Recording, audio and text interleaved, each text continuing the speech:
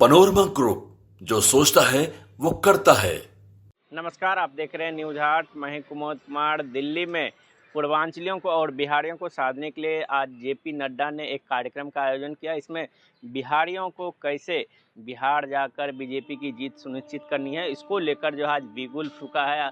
अक्टूबर नवंबर में चुनाव होने हैं। ऐसे में बीजेपी जो है पूरी मजबूती के साथ देश के अलग अलग राज्यों में जा रही है और बिहारियों के मन को टटोलने की कोशिश कर रही है कि आखिर उनके मन में क्या चल रहा है। जिस तरीके से 90 के दशक में वो पलायन करके बिहार के बाहर आए थे, उसे जो है वापस बिहार बुला रहे हैं कि बिहार में चुनाव होना है।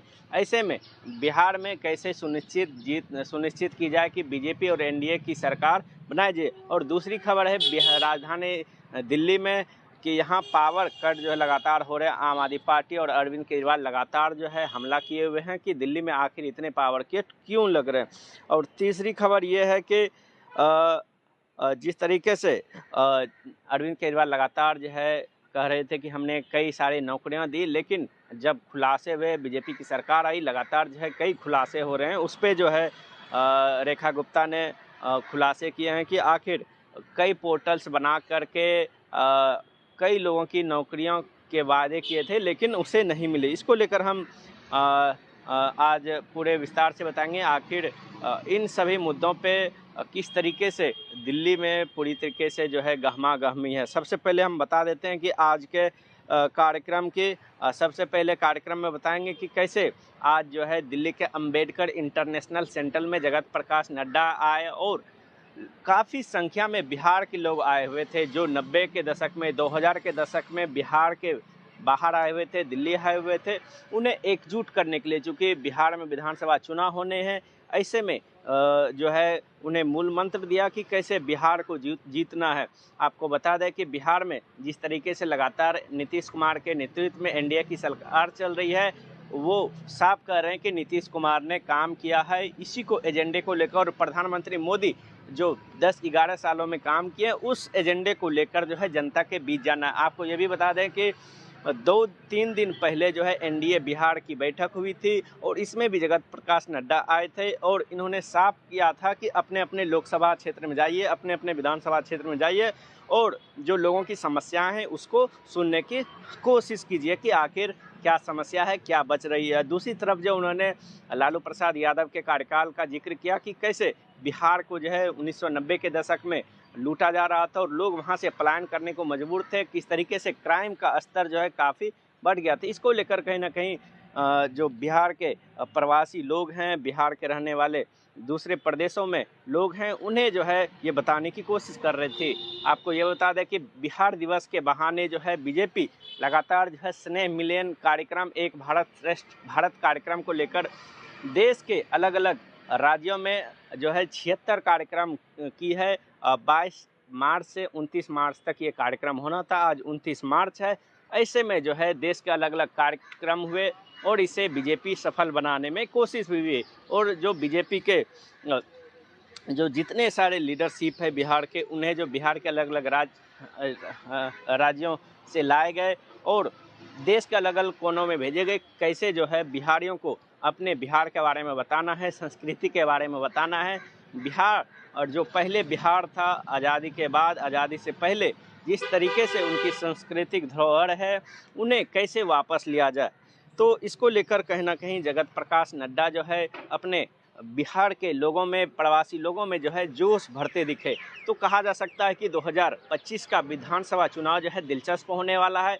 दूसरी तरफ जो है जेडीयू भी लगातार जो है कोशिश कर रही है कि कैसे बिहार में जो है बड़े भाई की भूमिका निभाई जाए। जेडीयू भी लगातार कोशिश कर रही है कि अलग अलग विधानसभाओं में जाएं और लोगों को बताएं कि नीतीश कुमार के कार्यकाल में कैसा काम हुआ है और किस तरीके से नीतीश कुमार के नेतृत्व में ही फिर से एनडीए सरकार बनेगी, कैसे नीतीश कुमार को फिर से जो है सीएम बनाए। इसको लेकर कहीं ना कहीं तेजस्वी यादव जो है नीतीश कुमार के सेहत पर जो है सवाल खड़े कर रहे हैं। तेजस्वी यादव साफ कर रहे हैं कि नीतीश कुमार का जो है सेहत खराब हो गया है, वो अब बिहार चलाने लायक नहीं है। आपको ये भी बता दें कि कुछ ही दिन पहले राबड़ी देवी ने कहा था कि नीतीश कुमार जो है बिहार चलाने लायक नहीं है, क्योंकि बिहार में लगातार जो है क्राइम का स्तर बढ़ गया है और क्राइम कंट्रोल नहीं हो रहा है। इसको लेकर कहीं ना कहीं लगातार किरकिरी हो रही है। लगातार जो है बिहार में क्राइम का ग्राफ बढ़ा है, इसको लेकर लगातार जो है बिहार पुलिस अलग अलग जगहों पे अपराधियों की इनकाउंटर कर रही है।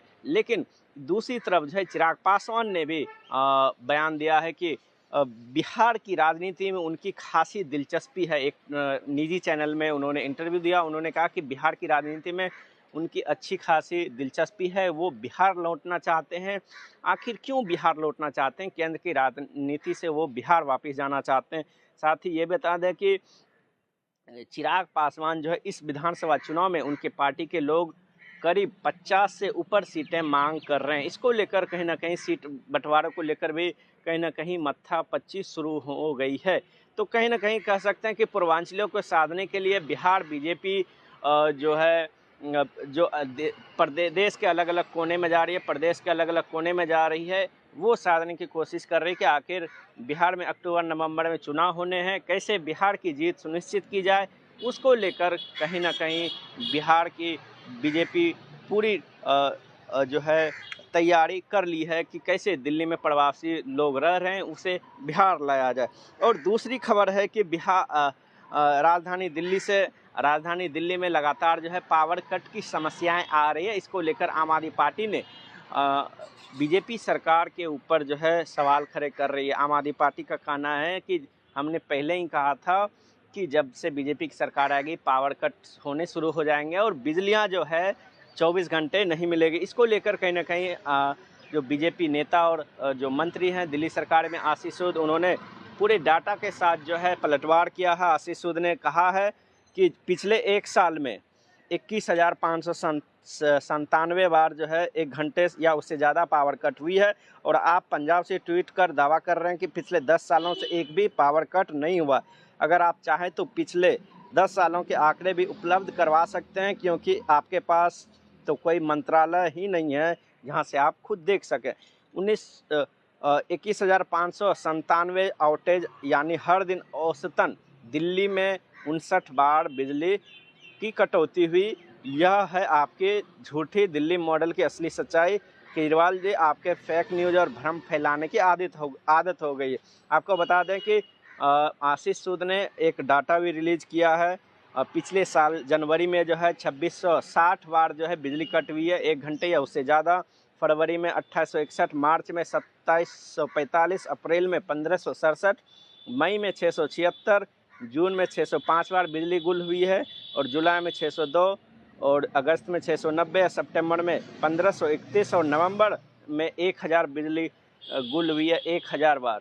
यानी कह सकते हैं कि लगातार अरविंद केजरीवाल तो दावा कर रहे हैं, लेकिन उनके दावों में सच्चाई नहीं है। लगातार बीजेपी के नेता और मंत्री पोल खोल रहे हैं और दिसंबर में 1510 बार बिजली कटौती हुई और जनवरी में पावर कट की संख्या जो है 3278 हो गई। इसको लेकर भी कहीं ना कहीं दिल्ली में राजनीति गर्मा गई है।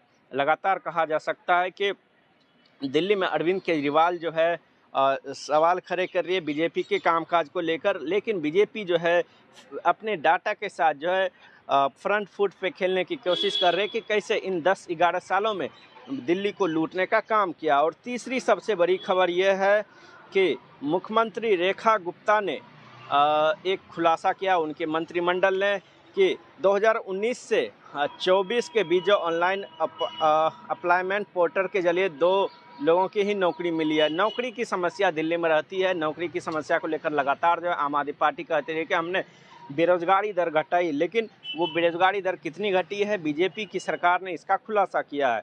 बीजेपी ने ट्वीट किया है कि 2019 से 24 के बीच 2 ऑनलाइन एम्प्लॉयमेंट पोर्टल के जरिए केवल 2 लोगों की नौकरी मिली, वह भी 2024 में। और 2020 में लॉन्च किया गया रोजगार बाजार पोर्टल 2023 में बंद हो गया, लेकिन इसके रखरखाव के लिए अब भी कर्मचारी कार्यरत है।